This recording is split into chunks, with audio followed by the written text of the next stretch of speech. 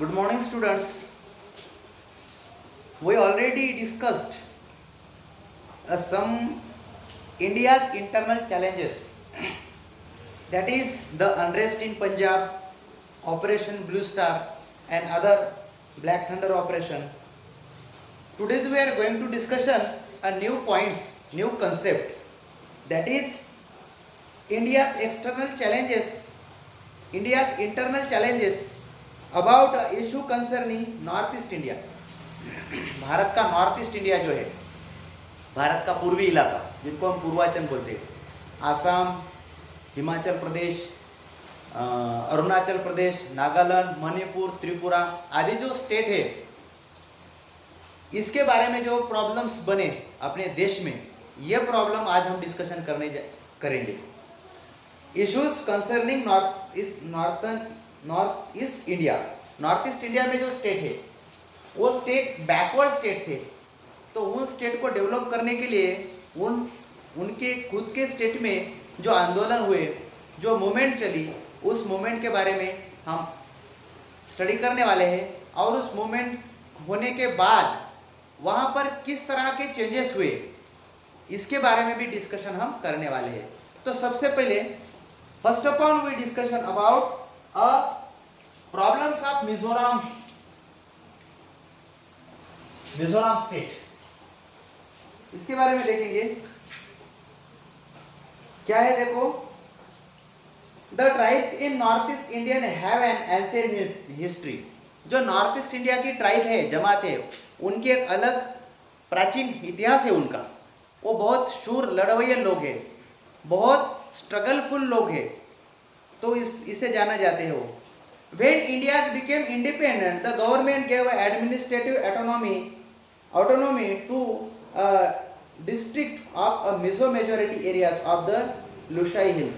जब भारत को स्वतंत्रता मिली तब भारत सरकार ने डिसाइड किया कि मिजोरम स्टेट में, मिजोरम जो सेंट्रल मिजोरम जो इलाका है, इसमें जो लुसाई हिल नाम की एक पर्वतीय इलाका है, लुसाई हिल्स, इस इलाके में रहने वाले जो बैकवर्ड क्लासेस के पीपल है, उनको कुछ स्वायत्तता देने के बारे में गवर्नमेंट ने डिस्कशन किया. Lushai hills. When the state recognization commission was appointed in 1954. और ऐसे लोगों को डेवलप करने के लिए स्टेट रिकॉग्नाइजेशन कमीशन, उन्होंने recognization commission, state recognization commission उन्होंने इस्टेब्लिश की. भारत सरकार ने, इंडियन गवर्नमेंट ने states recognization commission was appointed in 1954. ये कब अपॉइंटेड हुई? 1954 में स्टेट रिकॉग्नाइजेशन कमीशन. इस कमीशन के माध्यम से बहुत सारे बैकवर्ड स्टेट है, उनको डेवलप करना, उनके इलाके की प्रोग्रेस करना, ये इसका पर्पस है. तो क्या हुआ उसके बाद? The expectations of the people in this areas grew. और इसकी वजह से, ये कमीशन अपॉइंट होने की वजह से उस इलाके में रहने वाले जो पीपल थे, ट्राइब थी, जमात थी, उन पीपल की अपेक्षाएं बढ़ गई, एक्सेप्टेशन उनके बढ़ गए कि आप हमारा कुछ ना कुछ अच्छा हमारा डेवलपमेंट होने वाला है, हमारा कुछ तो भी गुड फेथ होने वाले हैं, ऐसे उसकी डिमांडें बढ़ गई. वहाँ के पीपल, नागालैंड में जो मिजोरम में पीपल रहते थे कि नहीं, उस पीपल के बारे में हम डिस्कशन कर रहे हैं. उसके बाद एक्सेप्टेशन उनकी बढ़ गई, demanding grieve. Mizo leaders started demanding an autonomous Mizo provinces. और उसमें जो मिजोरम इलाके में जो लीडर थे, जिसको हम मिजो लीडर बोलते हैं, ऐसे लीडर हमारे गवर्नमेंट, सेंट्रल गवर्नमेंट से कुछ डिमांडें करने लगे. ये डिमांडें क्या है देखेंगे अभी. एक्सेप्टेशन मिजो प्रोविंस, और हमारा मिजो करके स्पेशल प्रोविंस हमें चाहिए, सेंट्रल प्रोविंस हमें स्पेशल चाहिए, जिसको केंद्र शासित प्रदेश बोले, हमें सेपरेट चाहिए. ऐसा इनकी डिमांड थी. किनकी? मिजो मेजोरिटी के जो पीपल थे, इनकी डिमांड थी कि हमें स्पेशल मिजो चाहिए, हमें स्पेशल स्टेट चाहिए. फिर इसके ऊपर सेंट्रल गवर्नमेंट ने क्या डिसाइड किया, इसके बारे में देखेंगे.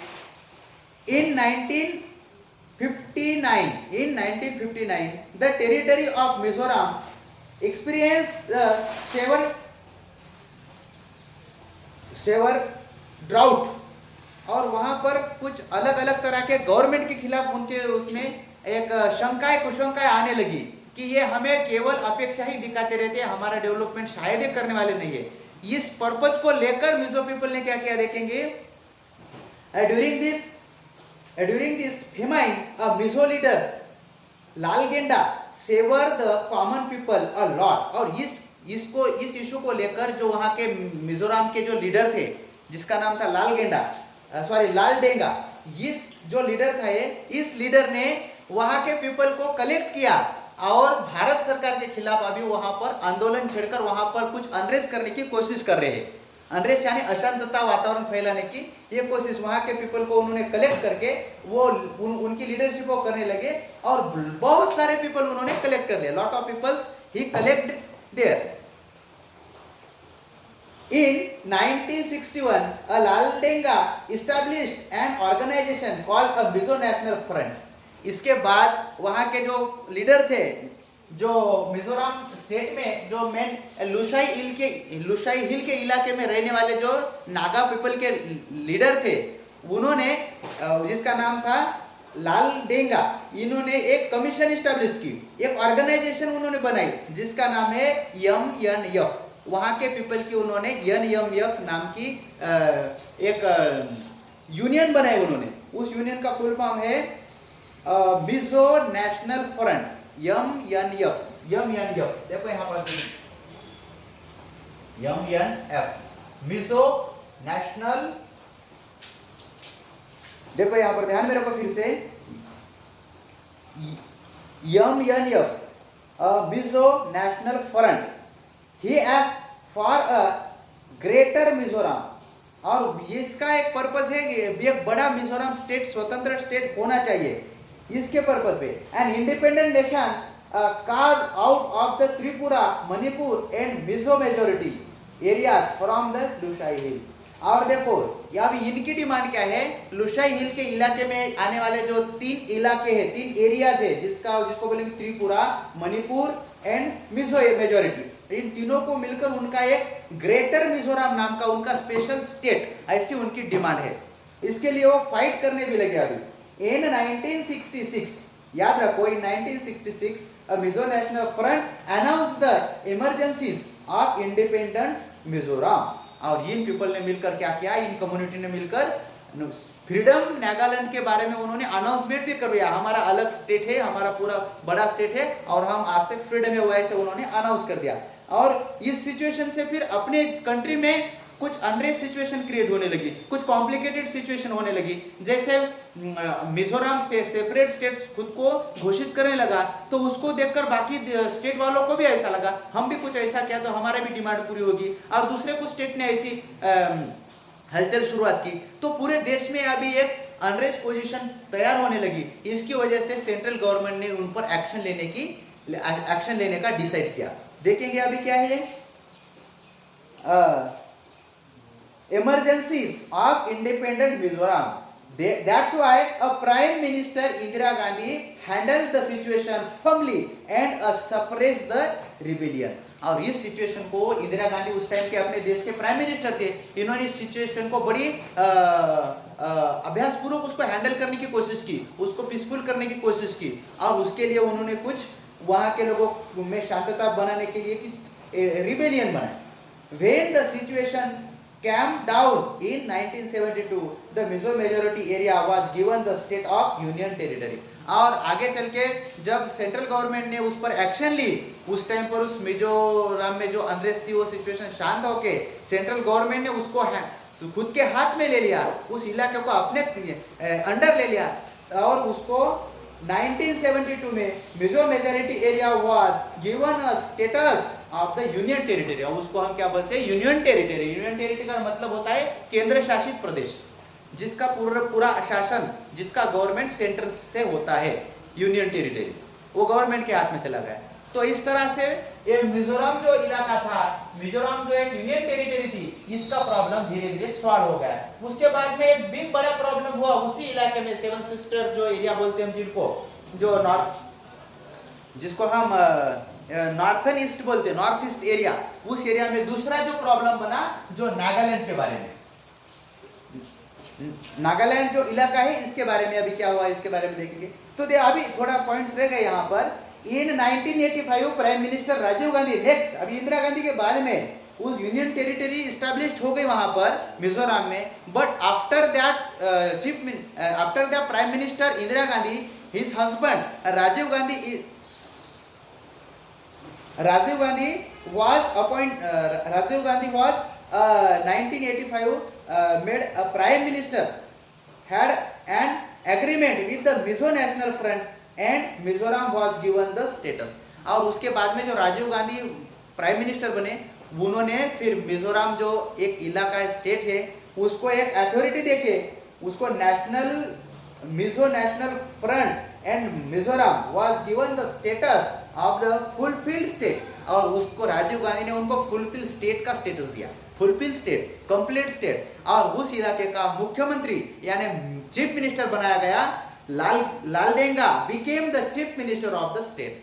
और वो देखो लाल गेंडा ने जो शुरुआत की थी उस इलाके की डेवलपमेंट करने के लिए, लोगों को यूनियन करके उन्होंने फाइट किया, उनके उनमें जो डिफरेंट टाइप ऑफ ट्राइब्स थे उनको डेवलप करने की कोशिश करके अंत में फिर वो अलग सेपरेट स्टेट बना, और राजीव गांधी ने उनको सेपरेट स्टेट का दर्जा दिया, और वहाँ के जो लीडर थे लालडेंगा वो वहाँ के फर्स्ट चीफ मिनिस्टर बने। समझ में आया अभी ये इशू प्रॉब्लम ऑफ मिजोरम, ये कंप्लीट। अभी सेकंड पॉइंट पर डिस्कशन करेंगे, move to next point, problem of Nagaland. Yes, the Naga tribe in north east India is known as the martial tribe. आप सभी को पता है जो नागा जमाती के पीपल है ये कुछ लड़वैया जमाते के लोग हैं, एक शूरवीर लोग हैं, और ये हार्ड वर्कर लोग हैं, है कि नहीं? आपने पढ़ा होगा, सुना भी होगा, पिछले साल भी में भी इस पर डिस्कशन हुआ था। Known as a martial tribe, the Naga tribe had settled in eastern Himalayas, the Naga hills border area of Assam and Myanmar. Naga tribe के जो पीपल है ये हिमालय के ये कहां पर स्थित है? ईस्टर्न हिमालय, जो ईस्टर्न हिमालय पूर्व हिमालय के दिशा में नागा नाम की हिल्स है, नागा नाम की बहुत बड़ी एक हिल्स का एक इलाका है, उस इलाके में ये लोग रहते हैं। और दूसरी नेक्स्ट है आसाम और म्यांमार के इलाके में लोग रहते हैं। इन 1946 Assam educated Naga youth established an organization called Naga National Council। और उसी टाइम पर क्या हुआ, जो नागा जो कम्युनिटी के पीपल थे उसमें से जो पढ़े लिखे जो यूथ थे, युवा थे, यंग पीपल थे, इन्होंने मिलकर एक कमीशन, एक ऑर्गेनाइजेशन इस्टेब्लिश की। वो ऑर्गेनाइजेशन क्या है? देखो, Naga national council, NCC. NCC बोले तो आपने नेशनल कैडेट कोर नहीं, वहां पर नागा नेशनल काउंसिल उन्होंने इस्टेब्लिश की, और उसके माध्यम से अभी नागा जमाती के पीपल को, नागा कम्युनिटी को, पीपल को डेवलप करना और स्टेट को डेवलप करना, इस पर्पज को वो अभी यूनिटी काम करने लगी। NCC, Naga national council.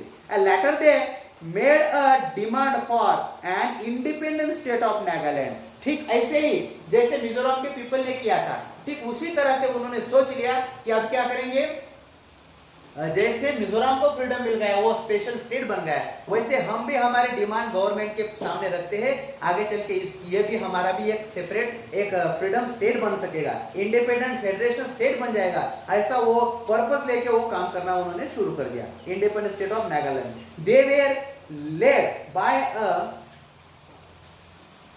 उस कम्युनिटी को लेड करने वाले कौन थे? लीडर थे। They were led by Angami Zapu Phizo. देखो, अंगामी झापू फिजो नाम के जो लीडर है उनको लीडर करे थे। इन 1954 the Naga national council announce the establishment of the independent federation of Nagaland. ठीक वैसे ही जैसे मिजोरम पीपल ने स्पेशल स्टेट का अनाउंसमेंट किया था, ठीक उन्होंने भी अनाउंस कर दिया, national council announce the establishment of independent federation of Nagaland. Nagaland का इंडिपेंडेंट फेडरेशन का उन्होंने घोषित कर दिया। इन 1955 the skirmishes happened between local Naga and the soldiers of the Assam Rifles. Military action was taken by suppress the skirmishers। अब ये skirmisher नाम का नया वर्ड है। skirmisher का मतलब होता है घुसखोर। बंगाल के घुसखोर कुछ उस इलाके में जाकर वहां पर कुछ अनरेस्ट करने की कोशिश की वहां पर 1955 में, और कुछ नागा पीपल और उनमें कुछ प्रॉब्लम आने लगा, तब soldiers of Assam rifles military action was taken and suppress the और वहाँ के जो मिलिट्री थे, सोल्जर्स थे, उन्होंने मिलिट्री एक्शन लेके उस प्रॉब्लम को वहाँ पर सॉल्व किया। जो जिसको सॉरी यहाँ पर गड़बड़ हो गई अब छोटी सी। नागालैंड के पीपल जो उनके देश के लिए, उनके स्टेट के लिए कोशिश कर रहे थे, तो वहां पर कुछ बंडखोर बोलेंगे जिसको हम स्किर्मिशर का मतलब होता है बंडखोर, खोड़कर। वहां पर कुछ देश को जो अच्छी नहीं है ऐसे एक्टिविटी वहां पर करने लगे। तो वहां के जो सोल्जर्स थे उन्होंने मिलिट्री एक्शन लेकर इस प्रॉब्लम को वहां पर सॉल्व किया। उसके बाद क्या हुआ, several round of a discussion took place between the central government and the Naga national council. और वहाँ सेंट्रल गवर्नमेंट और नागा नेशनल काउंसिल के जो पीपल थे उनमें डिस्कशन हुआ, कुछ राउंड्स के डिस्कशन चले। अंत में फिर सेपरेट स्टेट के बारे में उनको दर्जा दिया गया। Give the Naga majority territories the status of union territory. Nagaland was made a fulfilled state on 1st December 1963 by the putting together the Naga majority territory and part of ट्वेंगसांग नाम का जो इलाका है वो उस पार्ट में वो उनका एक स्पेशल, उनको यूनियन टेरिटरी नाम का एक स्पेशल उनको दर्जा दिया गया।